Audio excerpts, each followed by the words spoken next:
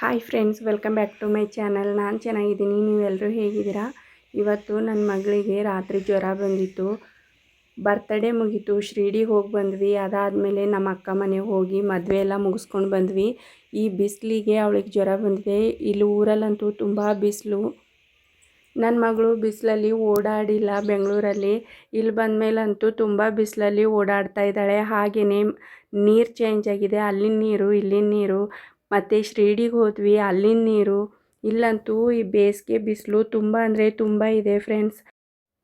ನಿನ್ನೆ ಸಾಯಂಕಾಲ 5 ಗಂಟೆಯಿಂದ ಅವಳಿಗೆ ಸ್ವಲ್ಪ ಮುಖ ಎಲ್ಲ ಸಣ್ಣ ಆಗಿರೋ ಹಾಗೆ ಮತ್ತು ಮೈ ಸ್ವಲ್ಪ ಸುಡ್ತಾ ಇತ್ತು. ಆದರೆ ಫುಲ್ ಜ್ವರ ಇರಲಿಲ್ಲ. ಆದರೂ ಮನೆ ಕೆಳಗೆ ಹೋಗಿ ಹಾಸ್ಪಿಟಲ್ ತೋರಿಸ್ಕೊಂಡು ಬರೋಣ ಅಂತ ಮನೆ ಕೆಳಗೆ ಹೋಗಿ ತೋರಿಸ್ಕೊಂಡು ಬಂದ್ವಿ.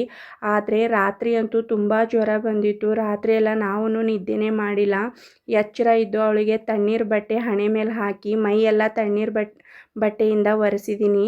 ಇವಾಗ ಅವರಪ್ಪ ಫೋನ್ ಮಾಡಿ ಬೀದರಲ್ಲಿ ಒಂದು ಹಾಸ್ಪಿಟಲಲ್ಲಿ ಅಪಾಯಿಂಟ್ಮೆಂಟ್ ತೊಗೊಂಡಿದ್ದಾರೆ. ಅವರು 10 ಗಂಟೆಗೆ ಬರ್ತಾರಂತೆ ಡಾಕ್ಟ್ರು. ನಾವು ಒಂದು 12 ಗಂಟೆಗೆ ಹೋಗೋಣ ಅಂತ ಡಿಸೈಡ್ ಆಗಿದ್ದೀವಿ. ಅಲ್ಲಿವರೆಗೂ ಮನೆಯಲ್ಲಿ ಅಡುಗೆ ಮಾಡೋಣ ಅಂತ ಅಡುಗೆ ಮಾಡ್ತಾಯಿದ್ದೀನಿ. ಒಲೆ ಮೇಲೆ ಅಡುಗೆ ಮಾಡ್ತಾ ಇರೋದು, ಗ್ಯಾಸ್ ಮೇಲೆ ಅಡುಗೆ ಮಾಡ್ತಾ ಇಲ್ಲ. ನೋಡಿ ಏನೇನು ಅಡುಗೆ ಮಾಡಿದ್ದೀನಿ ಬೆಳಗ್ಗೆ ಎದ್ದು ಅಂತಂದರೆ ಬಿಸಿಬೇಳೆ ಮಾಡಿದ್ದೀನಿ.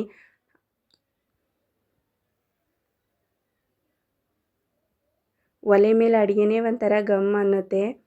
ಹಾಗೆ ಮೆಂತ್ಯ ಸೊಪ್ಪು ಹಾಕಿ ಪಲ್ಯ ಮಾಡಿದ್ದೀನಿ. ಒಲೆ ಮೇಲೆ ಮಾಡಿರೋ ಅಡುಗೆ ಯಾರ್ಯಾರಿಗೆಲ್ಲ ಇಷ್ಟ ಅಂತ ಕಮೆಂಟ್ ಮಾಡಿ. ಮತ್ತು ಬಿಸಿ ಅನ್ನ ಮಾಡಿದ್ದೀನಿ. ಅನ್ನ, ಸಾಂಬಾರು, ಪಲ್ಯ ಇಷ್ಟು ರೆಡಿ ಆಗಿದೆ. ಇವಾಗ ರೊಟ್ಟಿ ಮಾಡಬೇಕು. ರೊಟ್ಟಿ ಮಾಡಿಟ್ಟು ಹಾಸ್ಪಿಟಲ್ಗೆ ಹೋಗ್ತೀವಿ ಬೀದರ್ಗೆ. ಏನು ಮಾಡೋದು ಫ್ರೆಂಡ್ಸ್, ಬೆಂಗಳೂರಿಂದ ಊರಿಗೆ ಬಂದರೆ ನನ್ನ ಮಗಳಿಗೆ ಅಡ್ಜಸ್ಟ್ ಆಗಲ್ಲ. ನನ್ನ ಮಗಳೇ ಅಂತಲ್ಲ, ನಮಗೂ ಕೆಲವೊಂದು ಸಾರಿ ಅಡ್ಜಸ್ಟ್ ಆಗಲ್ಲ. ಯಾಕಂದರೆ ಇವಾಗ ಬೆಂಗಳೂರಲ್ಲಿ ತುಂಬ ದಿನ ಒಂದು 6-7 ತಿಂಗಳು ಉಳಿದು ಬಂದಿರ್ತೀವಿ. ಅಲ್ಲಿಂದ ವಾತಾವರಣಕ್ಕೆ ಅಡ್ಜಸ್ಟ್ ಆಗಿರ್ತೀವಿ. ಊರಲ್ಲಿ ಬಂದ ತಕ್ಷಣ ಅಪೋಸಿಟ್ ವಾತಾವರಣ ಇರುತ್ತೆ. ಅಂದರೆ ಬೆಂಗಳೂರಲ್ಲಿ ಸ್ವಲ್ಪ ಗಾಳಿ ಇದ್ದರೆ ಊರಲ್ಲಿ ಬಂದಾಗ ತುಂಬ ಬಿಸಿಲಿರುತ್ತೆ. ಆ ಥರ ಆದಾಗ ಬಾಡಿ ಹೊಂದ್ಕೊಳ್ಳಲ್ಲ. ಕೆಲವೊಬ್ರು ಅಂತಾರೆ, ಅಯ್ಯೋ ಇಲ್ಲೇ ಹಳ್ಳೀಲಿ ಉಳಿದು ಹಳ್ಳಿಲೇ ಇದ್ದು ಹಳ್ಳಿಲೇ ಜೀವನ ಮಾಡಿ ಸಿಟಿಗೆ ಹೋಗಿದ್ದೀರಾ ಆದರೂ ಹೊಂದ್ಕೊಳ್ಳಲ್ವಾ ಅಂತ. ಹಾಗಲ್ಲ ಸ್ನೇಹಿತರೆ, ಒಂದು 3 ತಿಂಗಳು ನಾವು ಯಾವ ವಾತಾವರಣಕ್ಕೆ ಹೊಂದ್ಕೋತೀವೋ ಮತ್ತು 4ನೇ ತಿಂಗಳು ತಿರ್ಗಾ ಬೇರೆ ವಾತಾವರಣಕ್ಕೆ ಹೋಗಬೇಕು ಅಂದರೆ ಬಾಡಿ ಸಪೋರ್ಟ್ ಮಾಡಲ್ಲ. ನಾವು 3 ತಿಂಗಳು ಯಾವ ಅಭ್ಯಾಸ ಮಾಡ್ತೀವೋ 4ನೇ ತಿಂಗಳು ಅದೇ ಅಭ್ಯಾಸ ಆಗುತ್ತೆ. ನಾವು ಬೇರೆದೇನಾದರೂ ಮಾಡಬೇಕು ಅಂದರೆ ಬಾಡಿ ಸಪೋರ್ಟ್ ಮಾಡಲ್ಲ. ನಾನಿವಾಗ ರೊಟ್ಟಿ ಮಾಡ್ತಾಯಿದ್ದೀನಿ.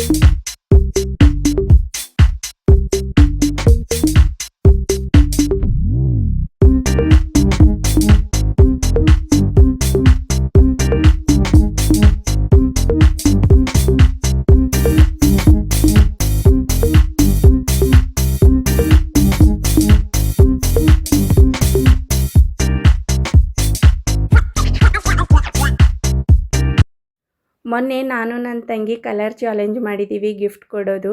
ಆ ವಿಡಿಯೋ ನನ್ನ ಚಾನಲ್ನಲ್ಲಿ ಅಪ್ಲೋಡ್ ಮಾಡಿದ್ದೀನಿ ಫ್ರೆಂಡ್ಸ್. ಒಂದು ಸಾರಿ ಚೆಕ್ ಮಾಡಿ ಯಾವ ಥರ ವಿಡಿಯೋ ಬಂದಿದೆ ಅಂತ ಕಮೆಂಟ್ ಮಾಡಿ. ಮನೆಯಲ್ಲೆಲ್ಲ ಕೆಲಸ ಮುಗಿಸ್ಕೊಂಡು ಇವಾಗ ಬೀದರ್ಗೆ ಹೋಗಬೇಕು. ಬಂದಿದ್ದೀವಿ ಫ್ರೆಂಡ್ಸ್. ಬಸ್ಸಲ್ಲಿ ಎಲ್ಲ ವಿಡಿಯೋ ಮಾಡಿಲ್ಲ, ನಾನು ಡೈರೆಕ್ಟ್ ಹಾಸ್ಪಿಟಲ್ ಬಂದಿದ್ದೀನಿ. ತುಂಬ ಜ್ವರ ಇತ್ತು ಅವಳಿಗೆ.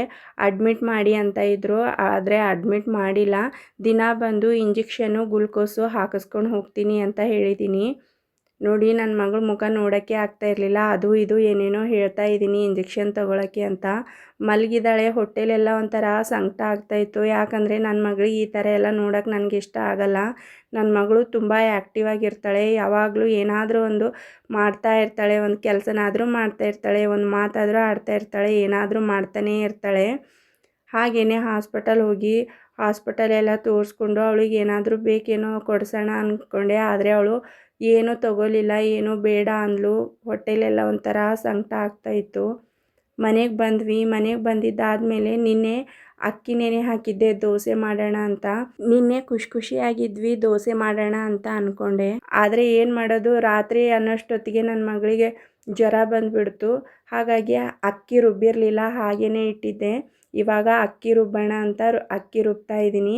ಅಕ್ಕಿ ರುಬ್ಬಿ ಇಟ್ಟು ನಾಳೆ ಬೆಳಗ್ಗೆ ದೋಸೆ ಮಾಡ್ತೀನಿ. ಏನೇ ಆದರೂ ಜೀವನದಲ್ಲಿ ಅಡುಗೆ ಮಾಡಬೇಕು, ಊಟ ಮಾಡಬೇಕು, ಹೊಟ್ಟೆ ತುಂಬಿಸ್ಕೊಲೇಬೇಕು ಅಲ್ವಾ ಸ್ನೇಹಿತರೆ. ಏನೇ ಆದ್ರೂ ಊಟ ಬಿಡೋಕ್ಕಾಗಲ್ಲ. ಜೀವನ ಮುಂದೆ ಸಾಗಲೇಬೇಕು. ಅಂದರೆ ಶಿರ್ಡಿಗೆ ಹೋದ್ವಿ, ಅವಳು ಬರ್ತ್ಡೇ ಮಾಡಿದ್ವಿ. ಅದಾದಮೇಲೆ ಊರಿಗೆ ಬಂದ್ವಿ. ಊರಲ್ಲೆಲ್ಲ ಒಂದು 2-3 ಮದುವೆಗಳಿದ್ವು, ಮದುವೆ ಮಾಡಿದ್ವಿ. ಜೀವನದಲ್ಲಿ ಏರುಪೇರು ಬಂದೇ ಬರುತ್ತೆ. ಇಷ್ಟು ದಿವಸ ಖುಷಿ ಪಟ್ಟಿದ್ದೀವಿ. ಇವಾಗ ಜ್ವರ ಬಂದಿದೆ ಮಗಳಿಗೆ, ಆರೈಕೆ ಮಾಡಬೇಕು, ಬೇಗ ಹುಷಾರಾಗಬೇಕು. ಹುಷಾರಾದಮೇಲೆ ವಾಪಸ್ ಬೆಂಗಳೂರಿಗೆ ಹೋಗಬೇಕು. ಜೀವನದಲ್ಲಿ ಕಷ್ಟ ಬರಲಿ ಸುಖ ಬರಲಿ ಎರಡೂ ಸರಿಸಮನಾಗಿ ತಗೋಬೇಕು. ಇವಾಗ ಕಷ್ಟದಲ್ಲಿದ್ದೀವಿ ಅಂತಂದರೆ ಮುಂದೆ ಸುಖ ಬಂದೇ ಬರುತ್ತೆ. ಇವಾಗ ಸುಖದಲ್ಲಿದ್ದೀವಿ ಅಂದರೆ ಒಂದಿನ ಕಷ್ಟ ಬಂದೇ ಬರುತ್ತೆ. ಹಾಗಾಗಿ ಎಲ್ಲನೂ ನಾವು ಪ್ರಿಪ್ರೇಷನ್ ಆಗಿರಬೇಕು. ಏನೇ ಬರಲಿ ನಾವು ಜೀವನನ ಮಾಡ್ತೀವಿ, ಏನೇ ಬರಲಿ ನಾನು ನಿಭಾಯಿಸ್ಕೊಂಡು ಹೋಗ್ತೀನಿ ಅನ್ನೋದು ತಲೆಯಲ್ಲಿರಬೇಕು. ನಾವು ಯಾವಾಗಲೂ ಖುಷಿಯಾಗೇ ಇರ್ತೀವಿ, ನಾವು ಯಾವಾಗಲೂ ದುಃಖದಲ್ಲೇ ಇರ್ತೀವಿ. ಜೀವನ ನಮ್ಮನ್ನೇ ಇಷ್ಟೇ ಇಡುತ್ತೆ ಅಂತ ಅನ್ಕೋಬಾರ್ದು. ಯಾವಾಗ ಏನಾಗುತ್ತೋ ನಮಗೆ ಗೊತ್ತಿರಲ್ಲ, ಆ ಭಗವಂತನಿಗೂ ಗೊತ್ತಿರಲ್ಲ ಯಾವಾಗ ಏನು ಕೊಡ್ತಾನೆ ಏನು ಮಾಡ್ತಾನೆ ಅಂತ. ನಮ್ಮ ಹಣೆ ಬರಹದಲ್ಲಿ ಏನೇನಿದೆ ಅದು ಹಾಗೇ ಆಗುತ್ತೆ. ಸ್ವಲ್ಪ ತಾಳ್ಮೆ ಇರಬೇಕು. ಮತ್ತು ಕಷ್ಟ ಬಂದಾಗ ಎದೆಗುಂದಬಾರ್ದು. ಸ್ವಲ್ಪ ಧೈರ್ಯದಿಂದ ನಾನು ಮುಂದೆ ಏನು ಮಾಡಲಿ, ಇವಾಗ ನನಗೆ ಕಷ್ಟ ಬಂದಿದೆ, ಆ ಕಷ್ಟ ನಿಭಾಯಿಸ್ಬೇಕಂದ್ರೆ ನಾನು ಅದರಿಂದ ಹೊರಗಡೆ ಹೇಗೆ ಬರಲಿ ಅಂತ ಸ್ವಲ್ಪ ಯೋಚನೆ ಮಾಡಬೇಕು. ಅದು ಬಿಟ್ಟು ಕಷ್ಟನೇ ಇದೆ, ನನಗೆ ಕಷ್ಟ ಬಂದಿದೆ ಅಂತ ಅಲ್ಲೇ ಅಳ್ಕೊಂಡು ಸುತ್ಕೊಂಡು ಮಲ್ಕೊಳ್ಳೋದು, ಆ ಥರ ಈ ಥರ ಕೆಟ್ಟ ಆಲೋಚನೆ ಮಾಡೋದು, ಆ ಥರ ಮಾಡಬಾರ್ದು. ಕಷ್ಟ ಬಂದಿದೆ, ಇಷ್ಟು ದಿನ ಖುಷಿಯಾಗಿದ್ದೆ, ಇವಾಗ ಕಷ್ಟ ಬಂದಿದೆ, ಆ ಕಷ್ಟದಿಂದ ನಾನು ಹೊರಗಡೆ ಹೇಗೆ ಬರಲಿ, ನಾನು ಕಷ್ಟಪಟ್ಟು ದುಡ್ಡು ಸಂಪಾದನೆ ಮಾಡಿ ಹೊರಗೆ ಬರಲಾ, ಅಥವಾ ಯಾರಿಗಾದರೂ ಕೇಳಿ ಹೊರಗೆ ಬರಲಾ ಕಷ್ಟದಿಂದ, ಅಥವಾ ನನಗಿರೋ ಕಷ್ಟಕ್ಕೆ ಪರಿಹಾರ ಏನು ಅಂತ ಕುಂತು ಯೋಚನೆ ಮಾಡಿದಾಗ ಆ ಪರಿಹಾರ ಸಿಗುತ್ತೆ. ಅದನ್ನು ಅಳವಡಿಸ್ಕೊಂಡು ಆ ಕಷ್ಟದಿಂದ ನಾವು ಹೊರಗಡೆ ಬರಬೇಕು. ಇವತ್ತಿನ ವಿಡಿಯೋ ಹೀಗಿತ್ತು ಸ್ನೇಹಿತರೆ. ನನ್ನ ವಿಡಿಯೋ ನಿಮ್ಗೆ ಇಷ್ಟ ಆದರೆ ದಯವಿಟ್ಟು ಲೈಕ್, ಶೇರ್, ಕಮೆಂಟ್ ಮಾಡೋದನ್ನು ಮರಿಬೇಡಿ. ಮುಂದಿನ ವಿಡಿಯೋಗಳ ಜೊತೆ ಮತ್ತೆ ಬರ್ತೀನಿ. ಧನ್ಯವಾದಗಳು.